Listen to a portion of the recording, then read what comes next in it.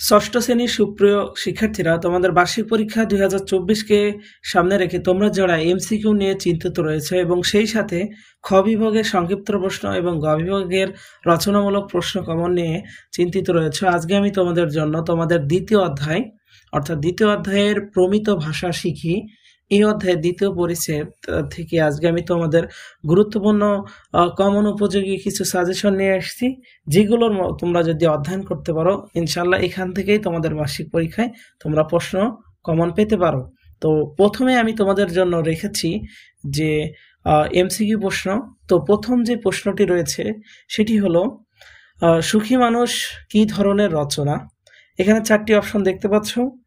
এই ধরনের প্রশ্নগুলো মূলত হয়ে থাকে বাংলার জন্য। তোমরা যেই কাজটি করবে, প্রত্যেকটি অধ্যায়ের জন্য তোমাদেরকে দুইটা বিষয় খুব ভালোভাবে মনে রাখতে হবে। সেটা হলো ওই অধ্যায়ের যে ব্যাকরণ অংশ রয়েছে এবং ওই অধ্যায়ে যেই কাব্য অথবা গল্প রয়েছে সেটি পড়তে হবে। অর্থাৎ এর মধ্যে থেকেই বহু নির্বাচনী অর্থাৎ এমসিকিউ প্রশ্নগুলো, নৈর্ব্যক্তিক প্রশ্নগুলো তোমাদের হয়ে থাকবে। তো সুখী মানুষ এটি নাটক। তো এটা সঠিক উত্তর, 1 নম্বরে সঠিক উত্তর হবে ঘ, নাটক। 2 নম্বরে, সুখী মানুষ নাটকে কোন গ্রামের কথা উল্লেখ রয়েছে? তো এটা খুবই গুরুত্বপূর্ণ একটা প্রশ্ন। অর্থাৎ সুখী মানুষ নাটকটা কোন গ্রামের কথা উল্লেখ করে বলা হয়েছে সেটা তোমরা নিশ্চয়ই জানো, এতক্ষণে অ্যান্সার পেয়ে গেছো। 2 নম্বরের সঠিক উত্তর হবে খ, সুবর্ণপুর। 3 নম্বরে দেখো আরো একটি গুরুত্বপূর্ণ প্রশ্ন রয়েছে, বলছে সুখী মানুষ নাটকে সুখী মানুষটির বয়স কত ছিল? অর্থাৎ সেখানে যে চরিত্রগুলো ছিল তাদের প্রত্যেকের কিন্তু বয়স আমাদের প্রথমেই দেওয়া ছিল। তো অবশ্যই যে কোনো একজনের বয়স তোমার কাছে জানতে চাওয়া হতে পারে। তো 3 নম্বরের সঠিক উত্তর হবে গ, 40 বছর ছিল। এরপরে 4 নম্বরে দেখো, সুখী মানুষ নাটকে সুখী মানুষটি পেশায় কে ছিলেন? অর্থাৎ সুখী মানুষ, আমরা যে গল্পটা পড়েছি, নাটকটা পড়েছি, সেখানে দেখবা যে ওই যে সুখী মানুষটা ছিল তার একটা পেশা ছিল, অর্থাৎ সে বনে কাঠ কাটতো। তো আশা করি তোমরা বুঝতে পারছো। তাহলে এটার অ্যান্সার কি হতে চলেছে? 4 নম্বরের সঠিক উত্তর হবে ক, কাঠুরে ছিল পেশায়। 5 নম্বরে, নাটকে একজনের সাথে অন্যজনের যে কথা হয় তাকে কি বলে? তো এটা খুবই গুরুত্বপূর্ণ একটা প্রশ্ন। 5 নম্বরের সঠিক উত্তর হবে খ, সংলাপ বলে। 6 নম্বরে দেখো, সুখী মানুষ নাটকে প্রথম উক্তিটি কার ছিল? এটা খুবই গুরুত্বপূর্ণ একটি প্রশ্ন, কারণ তোমরা সেখানে যে সংলাপগুলো দেখেছিলা প্রথমে কে শুরু করেছিল। তো আশা করি তোমাদের এটা মনে আছে। 6 নম্বরের সঠিক উত্তর হবে গ, হাসুর ছিল এটা। 7 নম্বরে, মোড়ল বাজবে তো, এই উক্তিটি কার ছিল? তোমরা যদি নাটকটা ভালো করে পড়ে থাকো তাহলে ওখানে দেখবে যে বিভিন্ন জনা খুবই ইন্টারেস্টিং কথাগুলো বলেছিল। তার মধ্যে একটি কথা হলো এইটা যে মোড়ল বাজবে তো।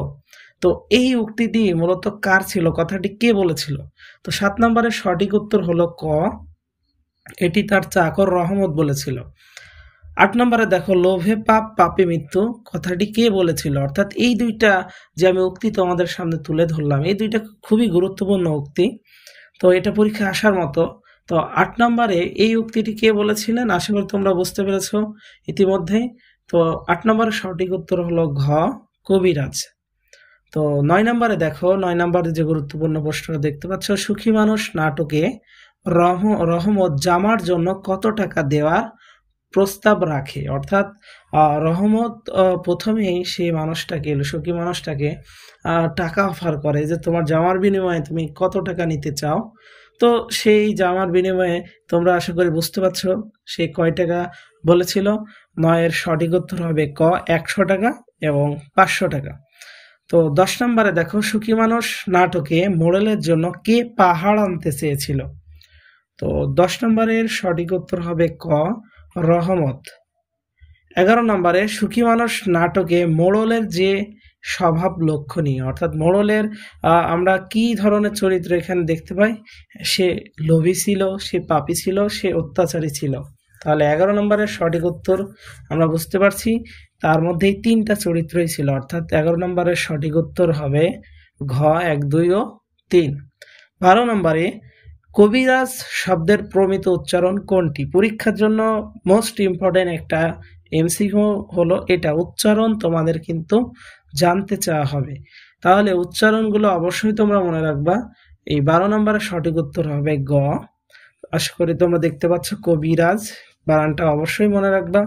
এরপরে 13 নম্বরে আমি একজন সুখী মানুষ, এখানে মানুষ শব্দের প্রমিত উচ্চারণ কোনটি? তারও একটি উচ্চারণ থেকে আমরা পেয়ে গেলাম। 13 নম্বরের সঠিক উত্তর হবে ঘ। দেখতে পাচ্ছ মানুষ বানানটা কেমন আছে। অবশ্যই তোমরা যে হসন্ত রয়েছে তাহলে বর্ষর নিচে এইটা খেয়াল রাখবা, কারণ আমরা যদি খ নাম্বার এবং ঘ নাম্বার দেখি দুইটা একই রকম, শুধু পার্থক্য কিন্তু ওই জায়গাতেই। 14 নম্বরে বকশিস শব্দের প্রমিত উচ্চারণ কোনটি? তো এটা খুবই গুরুত্বপূর্ণ প্রশ্ন। 14 নম্বরের সঠিক উত্তর হবে ক। বকশিস দুইটা হসন্ত রয়েছে দেখতে পাচ্ছ। তো 15 নম্বর প্রশ্নটি তোমাদের জন্য আমি রাখলাম, কমেন্টে তোমরা সঠিক উত্তর দিলে আমি তোমাদেরকে আশা করি যে সঠিক অ্যান্সার দিতে পারবে আমি তাদেরকে এই পিডিএফটি দিয়ে দেব। তো এই জন্য তোমরা চাইলে আমাদের ফ্রি সাজেশন গ্রুপে যুক্ত হয়ে থাকতে পারো। এবারে আমরা দেখব খ নাম্বার গুরুত্বপূর্ণ সংক্ষিপ্ত প্রশ্ন রয়েছে যেগুলো ইম্পর্টেন্ট, আমি তোমাদের জন্য এই অধ্যায়ে রেখে দিয়েছি। এই অধ্যায়ের যেগুলো গুরুত্বপূর্ণ। তো প্রথম যে প্রশ্নটি দেখতে পাচ্ছ সেটি হলো লোভে পাপ, পাপে মৃত্যু, কবিরাজ এই কথা কেন বলেছিল?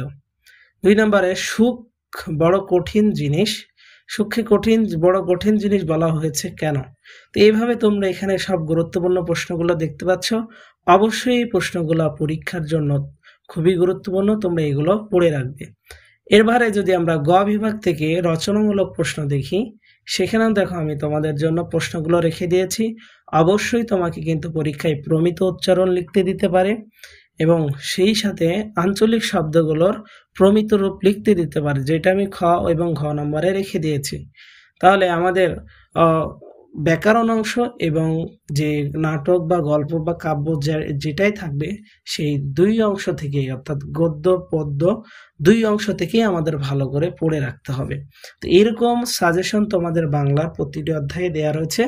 এই সাজেশনগুলো দেখে তোমরা তোমাদের পরীক্ষার জন্য ভালো একটা প্রস্তুতি নিতে পারো। তো আজকের মতো এ পর্যন্ত। আল্লাহ হাফেজ।